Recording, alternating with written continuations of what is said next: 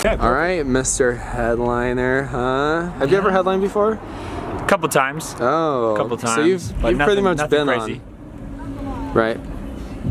I would say it's kind of crazy.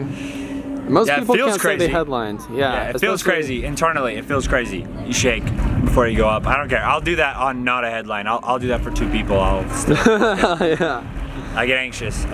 How did you feel your set went? Like, you know, how was the crowd energy? How are you feeling?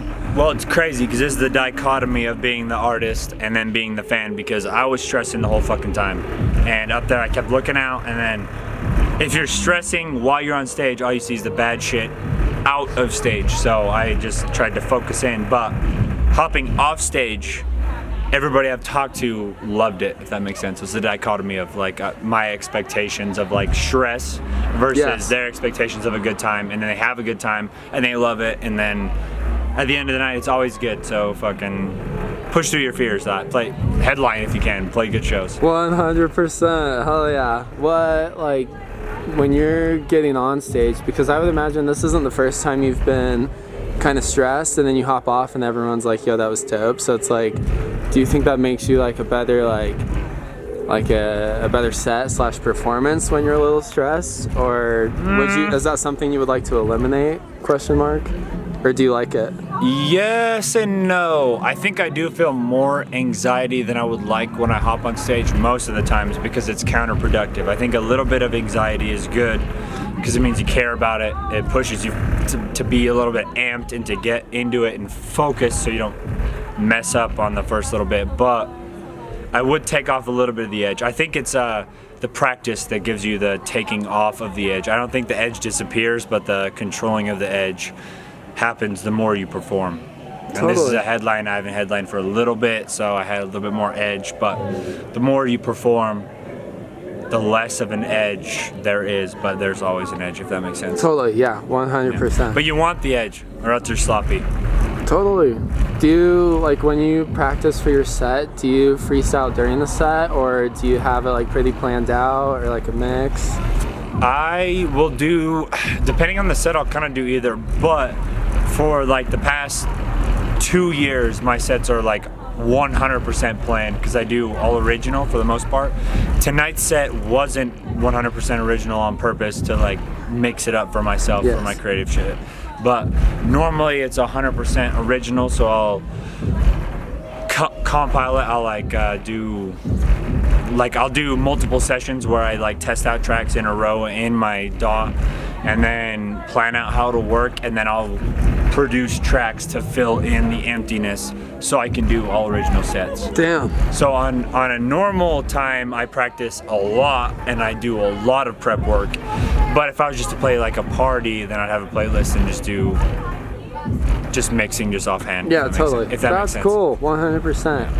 I feel like your music definitely is made to be played all together in a set, right? It's like, that's kind of how you've designed it. Yes, I would say I've designed tracks to fill in gaps, but I would also say mixing your own music into your own music is like the hardest fucking thing. It shouldn't be that hard, but you take so much pride in your music that you want to show off your intros, you want to show off your outros, you want to show off like the little thing that you put time into that the crowd doesn't give a shit about, if that makes sense. Totally. So you have to train yourself to know that I love this, and I hope the listener loves this, but the crowd doesn't love this, if that makes sense. So producing with your own music is actually hard because you have to like cut out all your favorite shit, basically. Like, oh, this sound that I made is the coolest thing ever. Yeah, but it happens before the drop that mixes well. So the crowd doesn't care about the sound, they care about the drop that mixes well, if that makes sense. Yeah, totally. So, yeah. 100%. So it's a toss up. It's a lot easier to mix other people's music because you don't have that tie to it. Yeah. So you can just kind of throw whatever together. 100%. That totally makes sense. What do you have like moving forward from tonight? What can people start expecting from you? Music, always. I don't know, Doppelganger, DAWPLEGVGVNGER on all platforms. I don't know, I post on most platforms most of the time. I have music coming out consistently. So Oh yeah, that's it. that's cool. 100%. And you know, what's your favorite snack? Because people have been My asking. favorite snack, Like, dude. Me and my girlfriend have a joke about this actually, because she went to a party one time and got it, my favorite snack that is, and then came home and explained it to me, and then I explained it back to her as various meats and cheeses. That's my shit, dude. A good charcuterie board, Yeah. cheese and meat. That's my favorite part of my entire diet. Cheese and meat. That's my shit. 100%. 'Cause, So that's a good question. That works well for me.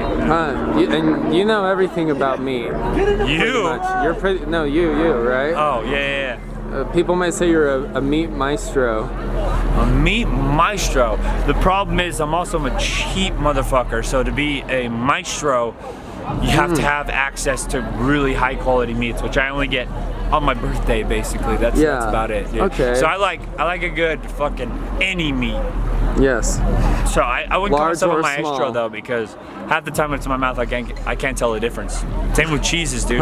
It's just good. It's just good. It's just good. It's like you're not thinking about the class or the quality. You're thinking about the sensation you have. Yeah, dude, that's it. Yeah, the sensation and the fulfillment in my gut. Huh. That's it, dude. That's Yeah. it. Meat and That's cheese. a good snack because those give both.